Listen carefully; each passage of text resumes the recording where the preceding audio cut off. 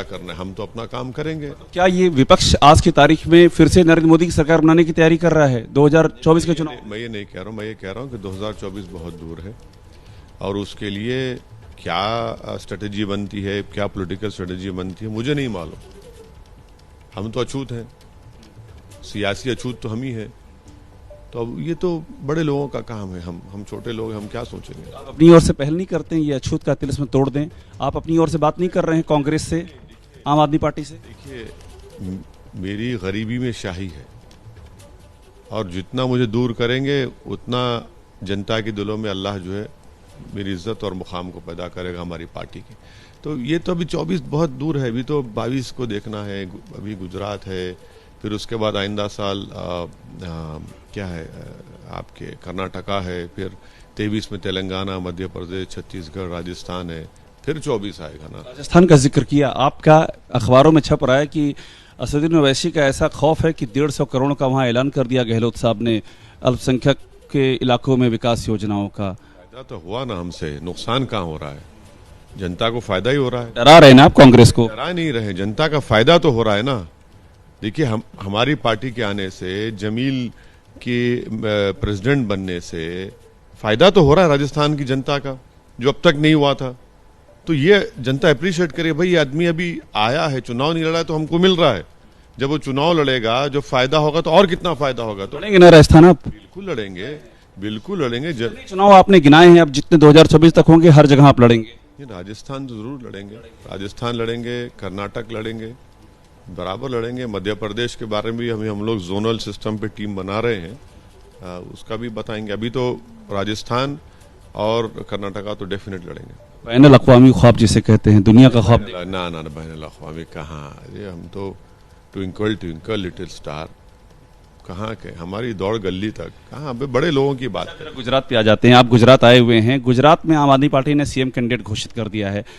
ये जो आप हमेशा हिस्सेदारी की बात करते हैं, क्या आपके अंदर ये साहस है कि आप यहाँ किसी मुसलमान को चीफ मिनिस्टर कैंडिडेट घोषित कर दें? गुजरात में बात कर रहा हूँ। सुनिए मेरी बात, मेरे जितने आप स्टेटमेंट उठा के देखेंगे, आप एक सीनियर जर्नलिस्ट हैं, आप सीरियस जर्नलिज्म करते हैं। मैं आपकी तारीफ का आप पे नहीं करना चाहता, मैं आप बता रहा हूँ। हम हमेशा से कहते आ रहे हैं, उत्तर प्रदेश में मैंने कहा था कि आप किसी पार्टी को सत्ता में आने से रोक नहीं सकते। आप अपनी लीडरशिप को बनाइए, कमज़ोरों की, मजलूमों की, गरीबों की लीडरशिप को बनाइए, ताकि विधानसभा जब जाएंगे आपकी आवाज़ को उठाएंगे, आपकी नाइंसाफियों का जिक्र करेंगे, आपकी हिस्सेदारी की लड़ाई लड़ेंगे। तो ये मुझे इससे मतलब नहीं है। मेरा मतलब ये है कि मेरी कोशिश, हमारी टीम की कोशिश यही है कि हमारी हिस्सेदारी मिले, हमारी आवाज़ गुजरात की विधानसभा में जाए, ये नाइंसाफी के खिलाफ आवाज़ उठे। गुजरात की विधानसभा में कोई जाकर खामोश ना बैठ जाए किसी के डर से। मुमकिन है कि गुजरात में भी कोई मुस्लिम सीएम प्रोजेक्ट हो सकता है?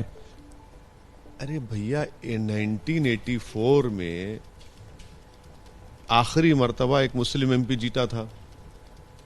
अब कौन जिम्मेदार है इसका?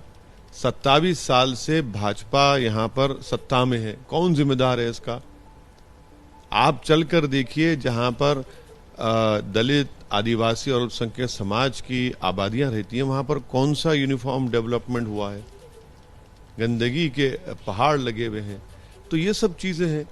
रोड पर लाकर बच्चों को पुलिस की तरफ से पीटा जाता है, रेप करने वालों को सरकार छोड़ देती है। सारे मुद्दे तो अरविंद केजरीवाल उठा ही रहे हैं, जिनका आप जिक्र कर रहे हैं कि आएंगे तो तासीर बदल देंगे, तकदीर बदल देंगे। चलिए दिल्ली का सीलमपुर देख लीजिए, जाफराबाद देख लीजिए, वही हाल जो यहाँ पर है वहीं पर है। सीलमपुर, जाफराबाद में गंदगी है, कचरे के अंबार लगे हैं, गंदा पानी। जिन इलाकों का जिक्र कर रहे हैं वो मुस्लिम बहुल इलाके हैं, कोई मैसेज है क्या इसके पीछे, इस जिक्र के? इसके पीछे मैसेज सिर्फ यही है कि ये लोग सिर्फ बातें करते हैं और जब डेवलपमेंट आता है तो डेवलपमेंट में भी कम्युनलिज्म दिखाते अपना। आप ही ने तो पूछा था ना दिल्ली के डिप्टी चीफ मिनिस्टर से कि बिल्किस बानो पर बोलिए, तो उन्होंने कहा कि स्कूल, शिक्षा की हम बात करेंगे। चलिए चलकर बताइए ओखला में क्या हाल है। ओखला में जो जमात इस्लामी का दफ्तर है, 2 गेट हैं, देख लीजिए क्या वहां पे क्या हाल करके रख दिया उन्होंने। आरोप चूंकि अभी तक बीजेपी पे लगता था डेवलपमेंट में कम्युनलिज्म करती है, आपने अब ये आरोप आम आदमी पार्टी पर लगा दिया है। हम आपको उन जगहों का नाम देकर कह रहे हैं, हम बता रहे हैं आपको कि वहाँ पर क्या क्या हो रहा है। अच्छा, हैरत की बात यह है कि MSDP की स्कीम है गवर्नमेंट ऑफ इंडिया की, उसमें सीलमपुर जाफराबाद शामिल है, उस इलाके शामिल। अरे जो पैसा आ रहा है वो भी इस्तेमाल नहीं हो रहा है ना। अब कौन जिम्मेदार है इसका? तो केंद्र सरकार और वहाँ की वो सरकार दोनों जिम्मेदार है। तो एक बात और बता दीजिए कि सब अपने सीएम कैंडिडेट का ऐलान कर रहे हैं, क्या ओवैसी साहब किसी का ऐलान करेंगे?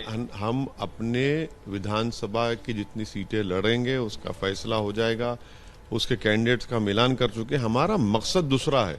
मकसद क्या है आपका गुजरात में? बीजेपी को हराना? बिल्कुल हराना है, बिल्कुल हराना है। तो अकेले नहीं हरा पाएंगे ना, आप तो सारी सीटों पे लड़ भी नहीं रहे, किसी के साथ तो आना ही पड़ेगा ना।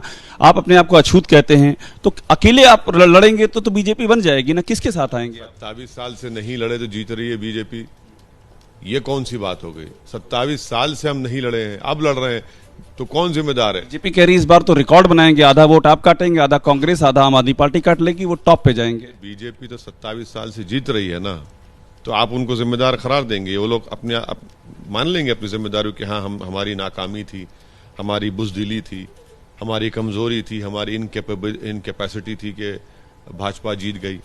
वो भी तो ले ब्लेम प्ले। हम आते हैं तो हम पे ब्लेम डालने की कोशिश करते हैं। अरे हम एक पॉलिटिकल पार्टी है, हम लड़ेंगे इलेक्शन। अब गोधरा में हमारे म्युनिसिपल कॉर्पोरेट हैं, भरूच में है, आपके अहमदाबाद में है, कोशिश कर रहे हैं। एक सवाल आपसे अलग से हट के लेता हूं, आप सेकुलरिज्म की बात करते हैं, पाकिस्तान पे बहुत करारा।